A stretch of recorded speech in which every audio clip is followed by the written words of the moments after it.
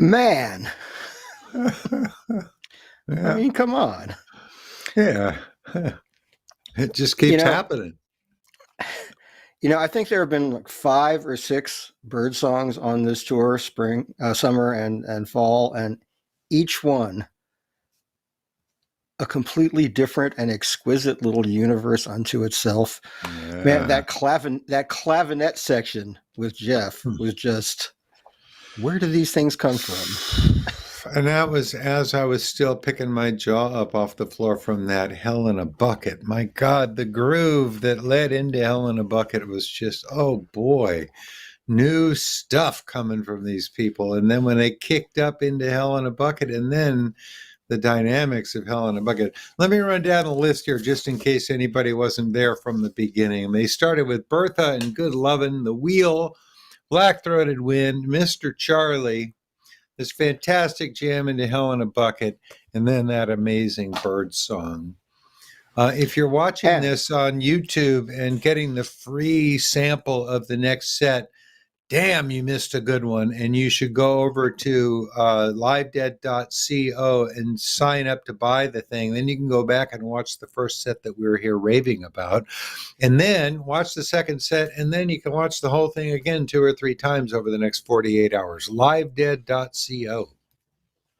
that's right. And since we're going to be getting into some pretty deep audio geekery with our guest in a moment, if I may indulge a little guitar geekery, that guitar that Bobby strapped on for the second part of the first set made me very happy. Just the sight of that guitar, because it was a guitar of the type that is perhaps my all-time favorite Bob Weir stage guitar.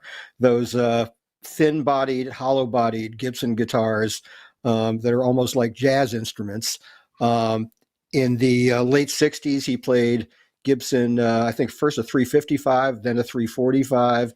And then during one of my very favorite eras, 1973, into the Wall of Sound era, through the Wall of Sound era, that beautiful Starburst 335, 335. Yeah. which He was playing which that sound 345 when I first became a Deadhead in 72. And right. it's a beautiful, warm sound. It's a very different sound from the brittle sound of the Fenders that he's been favoring in recent years. Yeah, and I could totally live with him playing that sound more often, especially complementing John's Stratocaster like PRS guitars. They really work well together. So I immediately went to the source. Thank you to Matt Bush for filling me in. That one that we saw tonight is a 1959 circa Gibson ES 330 at a very new acquisition by Bobby. So this, I think, was the first time Nice. it's been played on stage, and may we see and hear it many more times, because man, I love that clear, pure sound. You got that right. Reminder that again, we're here presenting some entertainment for you between sets of Dead and Company at the behest of Nugs.net, which is bringing you this ridiculously high quality video feed.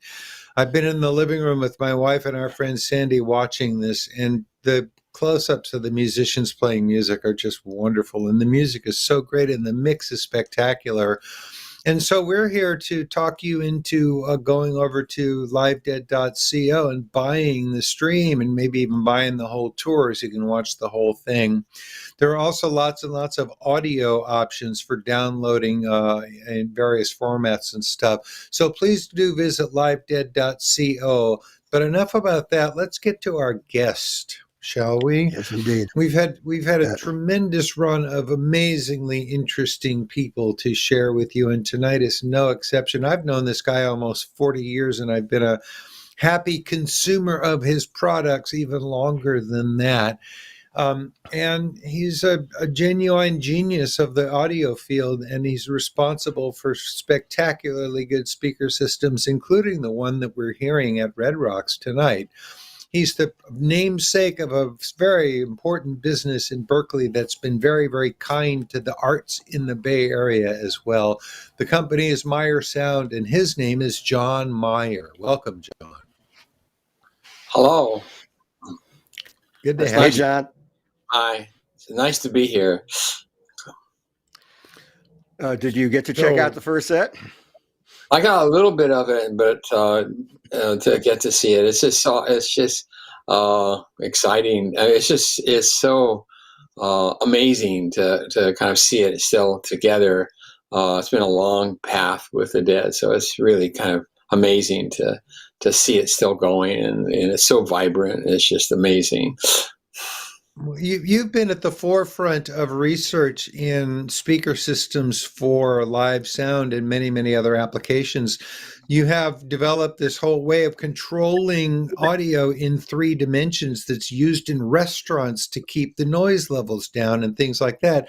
And I've performed on a sound stage with your Constellation system where the feel and sound of the environment around the musicians can be changed infinitely from concert hall to juke joint, etc. How in the world did you do all that? Well, it's a long story. I've always been fascinated with sound in rooms, and even and working with the Grateful Dead was an opportunity to. They were willing to try things that the sound is generally pretty commercial, and promoters are generally pretty much want things just to go the way they're going. But the Grateful Dead, they really wanted to have kind of a hi-fi sound, something that and it came up very early that the people were recording the sound, and they actually invited me to a meeting one time and asked me what I thought of that, because and I said, as long as you're okay with it, it's good for us, because it'll be a record of what we're doing, which means everybody is going to have to work really hard to make the sound really good, because it's going to be recorded, and it just kind of and it's all That's great. Well, didn't Owsley record his events so that he could check out the quality of what he was doing? So the tapers were just carrying on that same tradition. Absolutely, and they were bothering the audience, and my suggestion was, well, just put them in a cage in front of the mix console so they have a place. I suggested, because since they're asking me, because unless it's interfering with your record sales or something like that, it's really to do a live event and to get everybody to work. Everyone, I mean, the band is pouring. One of the things that's interesting about musicians is they pour their heart out, they pour their feelings out. And as technical, we have a tendency to be too objective. And I felt like if we have real goals and really people are really critiquing it, then people that want to do this are more engaged, and there's more responsibility to really make sure that we're improving and doing things. We had people watching the amplifiers, make sure they were clipping. Then you think, how can we do this more electronically so we don't, so it evolves because of the goal to make it really like a hi-fi system, rather than and not try to go back and say what's PA or whatever. We're always kind of in a place, and you're always trying to think, what is it? How can we? If something goes wrong technically, it hurts the experience, whatever it is. And so you want it to be. That was the kind of the motive: how to do it well, how to do it reliably, how to make sure that it was easy to set up, and and a lot of people help. I mean, it's not like. It's just a vision that how do we do this, and you want to, like, one of the things that you want to make everybody that participates, and you want their ideas. I mean, the best directors, and when you're I grew up in entertainment my whole life, and the best directors are always looking for, what do you think? Should we do this? I mean, it's there to call in the end, but they're always asking everybody to say, how can we do this better? What do you think? And then they give their opinion, and they may not do it exactly that way, but it's that there. I think that I like that. Yeah, there's a thing in film called the auteur theory, which says the director is the author of the film. But I think many directors would be the first to admit that they need the collaborative nature of things, or the way they rely on film editors and film sound technicians and cinematographers, all of that stuff. The expertise of all these people plays into it. And one thing I discovered, I was lucky enough to see so much of the development of great sound reinforcement because I became a Deadhead very early on when they were starting to push for that stuff. And before that, you went to a show and you kind of accepted the sound for what it was, which is usually crappy. And then people like the Grateful Dead started, asking, how can we make this better? Talking to promoters about how can you make this better? How can you make your room sound better? And all of that. And I was unaware of this science until I became a deadhead, unaware of such a thing as acoustical engineering and the way rooms could be treated to make them sound better. So I've been fascinated with that from the beginning, and your name has been part of the discussion for just about that entire time. It's been an amazing ride. You bring up technology, and early on, as soon as we had computers in the '70s, we wanted to take a mathematical expression developed by Fourier into see if, because doing the Fourier before the '70s or the '60s was quite difficult and really tedious, and took computers that cost millions of dollars. But then the fast Fourier transform came, and that meant it was possible to do this like in a PDP-11 or a smaller computer. And the first thing I wanted to do is one of the really hard problems we had is that how you can EQ the sound before people come, but what do you do once the people come in and they change the room? What did they change? And I wanted to see that, because to help the mixers figure out how to get back to where we were when it was empty. And one of the things that the first experiment, I said, we used it from space. When in space they'll send out data, and then they average over a long period, collect it over a long period of time, and you average it all out, you get the data, but it takes like a half an hour. And so we put this signal called a periodic signal, which is a bunch of synchronous sine waves out and maybe 50, 60 dB down, which at the time was thought way below anybody's perception of audibility. And so you run this low level signal in and average and pull it out and average it over a long period of time. And about 10, 15 minutes, after a while, the audience started to scream. And I think Dan Huey says, I think you need to stop it. I said, it's just a coincidence. I mean, it has nothing to do with what we're doing. I mean, there's no way they can hear this. But he says, well, I think we should stop. So we stop, and they stop screaming. So I still a coincidence as far as I'm concerned. Can we start up again? Wow. So let's wait a little. So we waited about 15, 20 more minutes. They almost started screaming immediately. I don't believe this. This is like, how are we going to do this if we can't do it that way? Then you start thinking about how we could do this. And I said, the only path we have is to use the music itself as a signal.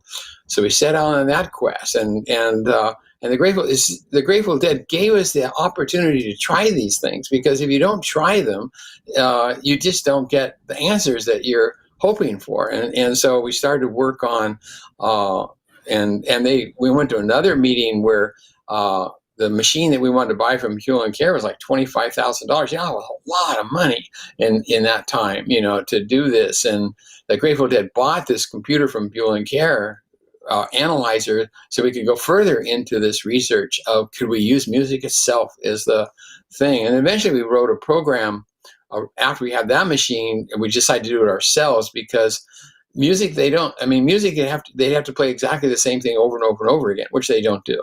So we have to do this more on the fly. So it meant that the problem is you'd have to store things, and when you got a good sample, you'd have to save it. So we started to develop our own machines, and the Bay Area is talented with people in terms of, because of film and Lucas and all these kinds of things. So there are a lot of really clever people that can help you.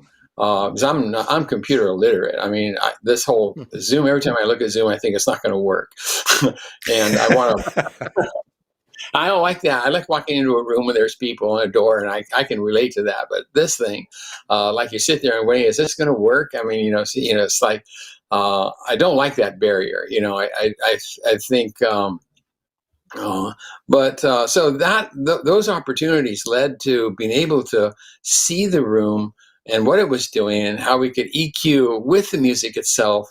And that was really pioneered with these shows. I mean, I don't think people, and it's all behind the scenes, because it's not something that's most people are interested in, but it's what's led to this. It's what led to the fact that we can do these festivals and have them sound like good hi-fi, record them and listen to them. And that's very exciting for me, because it's kind of been a dream from the beginning. How is it because it's not known. It's not like a known thing. We don't know in music and sound where we're going to go with this, what's going to happen, where it's going. I mean, it's constantly evolving, and what works and what doesn't work has to be tried. Music is has that kind of unknownness about it.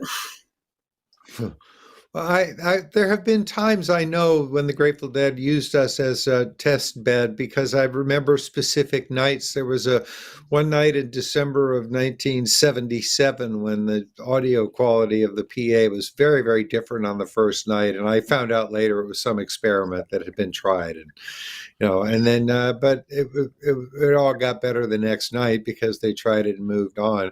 And I think it's great that the Grateful Dead were willing to let you use us as your test subjects and themselves as test subjects, all for the betterment of our artistic experience in that place. Yes, absolutely. Yeah, and so much of the conventional rock world is about just sort of brute force, like hitting the audience with as much volume and distortion and all the stuff that gets people off in conventional ways. The Grateful Dead used all the power they had more for clarity than anything else, and that separated them from the rest of the pack.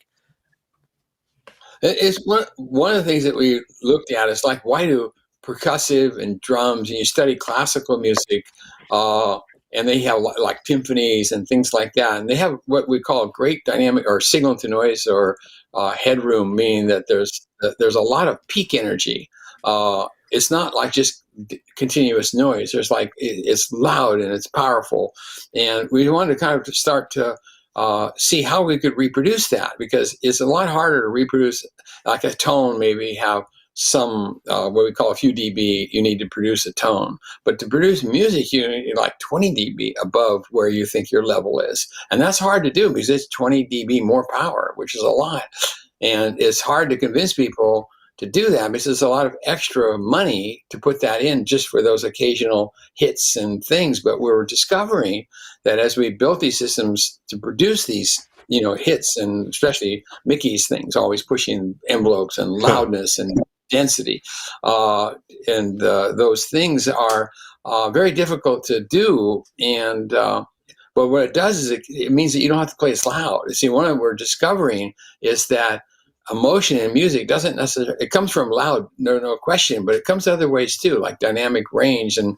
we're discovering that more all the time, that this can get conveyed in a way that isn't so intense on the hearing system and things, and it's more and that's very exciting, because I think the shows are getting less loud. They were really loud for a while. All the shows, everybody was really loud, and your hearing community come after us. So it's really, I'm kind of a person that doesn't want the police to help us, and get involved, and we can, so my whole idea is how to satisfy them, like stay within what they think the boundaries are, the levels and things like that, and then work around what they don't care about. They don't care about low frequencies. They don't care about dynamic range. They don't care about peak power at all. I mean, they had a convention in Switzerland a few years ago.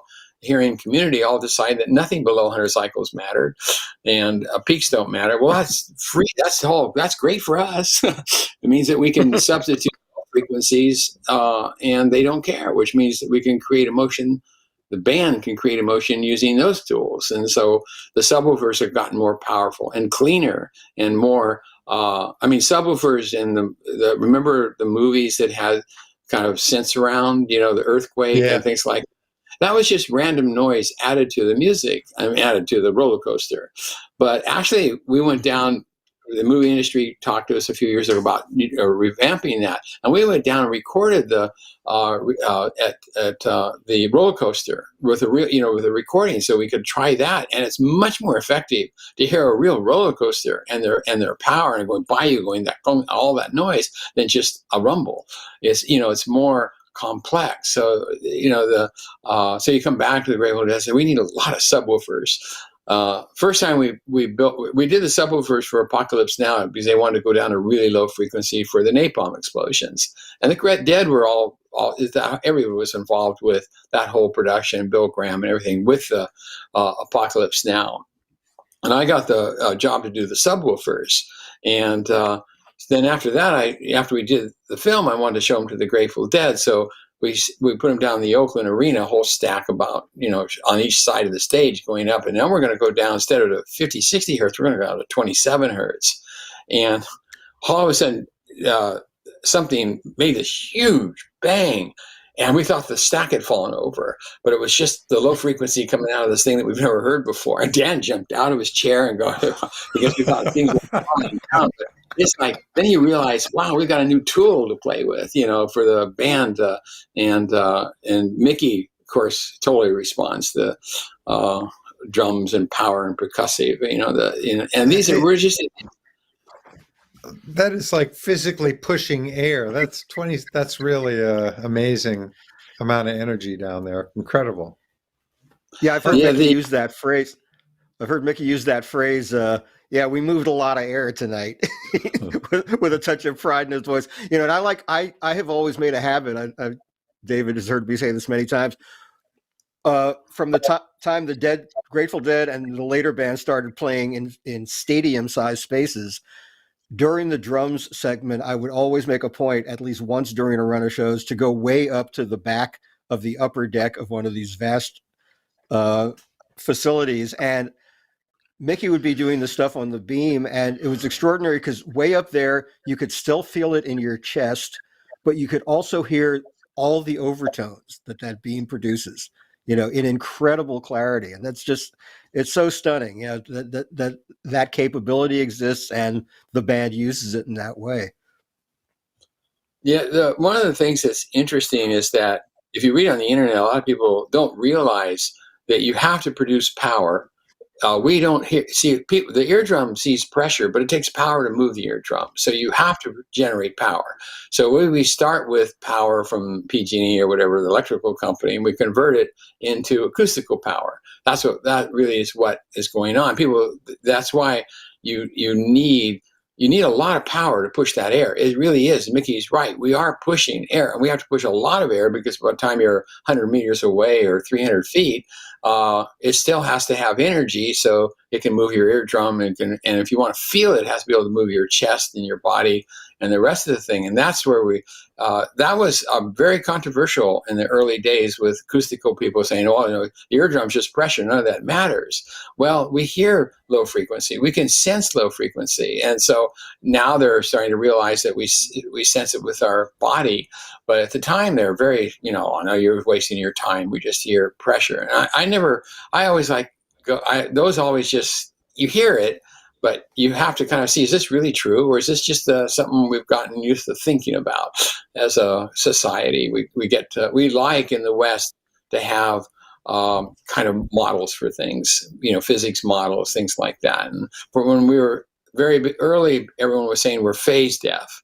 That would mean, I finally found an example to argue this. I said, if I take a tape recorder and play talking on the tape recorder, and I turn around backwards and play it backwards, it's still the same energy. It's just still the same frequency response. What we call the magnitude is still there. It's just all we've done is scramble the time. And you're saying that's inaudible? I think he's like, well, that's an extreme example. Well, if it's extreme, then the next question is how extreme and when does it not matter? And now we're not talking about it doesn't matter at all. We're talking about how extreme and less extreme it becomes. So at least you can get the conversation moving again, and rather than it doesn't matter, you're wasting your time. No one hears phase. Hey, John, I have to tell you, John. Go ahead, Gary. I was just going to say, we are getting word that some band members are starting to trickle back on stage. And one of the tricks of this little segment of the show is the moment they flash the word lights at us, that means we have to cut off. So if we cut this off in the middle of something, it's not because we're not enjoying talking to you, because we are immensely, but that's just the warning. Right now, they're just starting to trickle back, but just wanted to give that word. David? I sometimes listen to this stuff and think of it as poetry because I don't really grasp the literal meaning of it in certain ways, but the spirit of it comes across. I remember thinking that when in a conversation with Alexander Shulgin, the late great inventor of psychedelic drugs, and he talked about, I may not understand the equations, but I get the music of it. And this is all about the music. But we also have to digress a little bit and remind people that what we're doing here is trying to get people interested in nugs.net's paid streams of this music with these amazing audio feeds and this ridiculously high quality video. And to invite you to visit livedead.co to find out what the options are for you to subscribe to various lengths of this tour and also to purchase the audio signal. That's it. We're out of time. It's time. John Thank you. Meyer, thank you for your time. It Thank went you by very too much. fast, but thank you, John. Enjoy.